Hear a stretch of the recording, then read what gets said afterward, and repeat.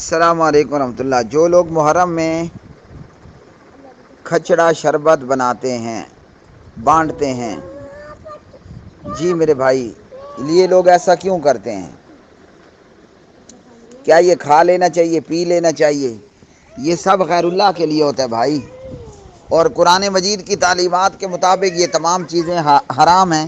وما اہل بہ لغیر اللہ، بھلے وہ کہہ رہا ہے کہ اللہ کے نام پر ہے، بھلے وہ بکرے کو بسم اللہ واللہ اکبر کر کے ذبح کر رہا ہے، لیکن جب وہ مردوں کے لیے، فوت شدگان کے لیے، شہید ہونے والے شہداء کے لیے یہ سارا کچھ کر رہا ہے کہ یہ شہداء، یہ اہل بیت ہم سے خوش ہو جائیں گے تو ہمارا بیڑا پار ہو جائے گا، تو ان چیزوں کا کرنا بھی حرام، ان کا کھانا بھی حرام، ان کا پینا بھی حرام۔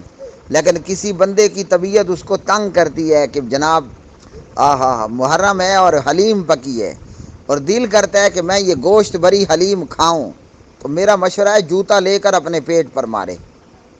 یہ میرا مشورہ ہے، جوتا لے کر اپنے پیٹ پر مارے تاکہ پیٹ کی اصلاح ہو جائے۔ یہ کرنا بھی حرام ہے، کھانا بھی حرام ہے، پینا بھی حرام ہے، کیونکہ یہ تمام چیزیں لغیر اللہ ہیں، اللہ کے غیر کے لیے کی جا رہی ہیں، تو اس لیے ان چیزوں کا کرنا حرام ہے۔ کرتے کیوں ہیں بھئی؟ اللہ کی مار ہے ان پر، جو ان کو حکم ہے وہ یہ کرتے نہیں ہیں، اور جو ان کو حکم نہیں ہے اس پر یہ دھڑا دھڑ کیے جا رہے ہیں۔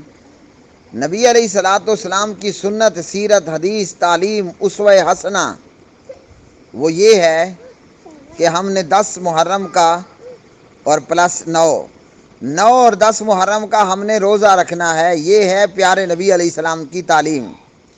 رہ گیا معاملہ یہ برسی، یہ تیجے، یہ 40ویں، وہ چاہے کسی کے باپ کی برسی ہو یا وہ شہید کربلا حضرت حسین ابن علی ابن ابی طالب علیہ السلام کی برسی ہو، یہ سارے کام حرام کے کام ہیں بھائی۔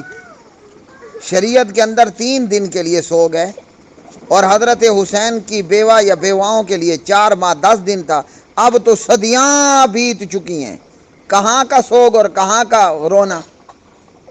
یہ سب حرام کے کام ہیں۔ اصلاح تو تب ہوگی جب بندہ اللہ کے قرآن کو مانے، نبی علیہ السلام کے فرمان کو مانے۔ ایک بندہ اللہ اور اس کے رسول صلی اللہ علیہ وسلم کی تعلیمات کو مانتا ہی نہیں ہے، اس نے اپنا مذہب صحابہ پر بھونکنا بنا لیا، یا اس نے اپنا مذہب اور دین پورا سال روتے تھے پیٹتے رہو یہ بنا لیا، خاک اصلاح ہوگی اس کی۔ باقیوں کو چاہیے کہ اللہ کا خوف کرو، اپنے آپ کو سنی کہتے ہو تو سنت پر عمل کرو۔ ایسے لوگ موجود ہیں جنہوں نے اپنے پیٹ کو اپنا الہ بنا رکھا ہے، نعوذ باللہ۔ یہ جو ڈھیڈ ہے نا، ڈھیڈ، اس ڈھیڈ اور اس پیٹ کو انہوں نے اپنا الہ بنا کر رکھا ہوا ہے، جو سامنے آیا چھوڑنا کوئی نہیں ہے، کھانا ضرور ہے۔ تو بھائی جوتا لے کر اپنے پیٹ پر مارو تاکہ اس جھوٹے معبود کی تذلیل ہو اور اس کے ہاتھوں ہم مجبور نہ ہوں۔